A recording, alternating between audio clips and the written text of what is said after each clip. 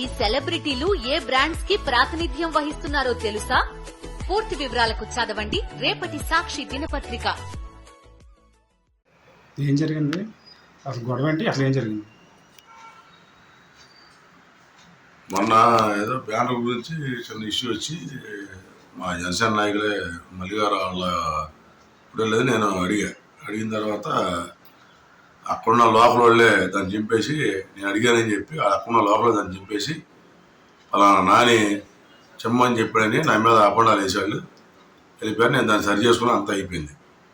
నేను వాల్సిట్టి మళ్ళీ నేను అక్కడికి వెళ్ళిన తర్వాత శంకుసీన్ అన్న అతను మా మీద దౌర్జన్యం చేస్తే మళ్ళీ మాట్లాడి నేను మాట్లాడాను, అయిపోయింది. తర్వాత నాకు కర్రీ మహేష్ అన్నోడు ఫోన్ చేసి రా ఏదో బ్యానర్ చింపేస్తాను అంటే, నీ ఊరే ఊరుగా ఈ ఊరికి అయింది రా, నా కొడుకు బంధంలో పోతావు నువ్వు అని చెప్పి నన్ను బెదిరించాడు.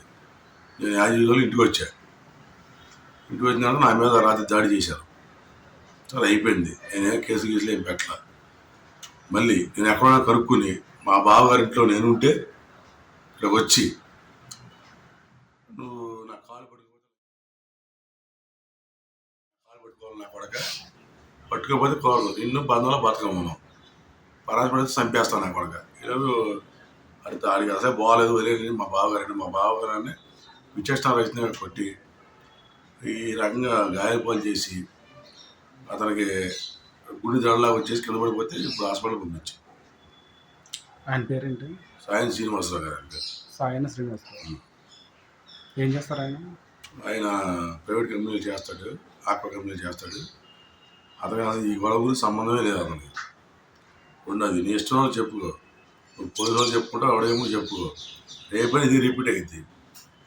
నువ్వు పెదపడినప్పుడు పెదపడమనేది కొడతా, లేదు ఇక్కడ బతకాలని నా కాలు కింద నువ్వు బతకాలని నాతో కాలు పట్టించుకున్నాడు. ఆయనతో కూడా ఇక్కడున్న 10 మందితో కూడా కాలు పడుచున్నాడు.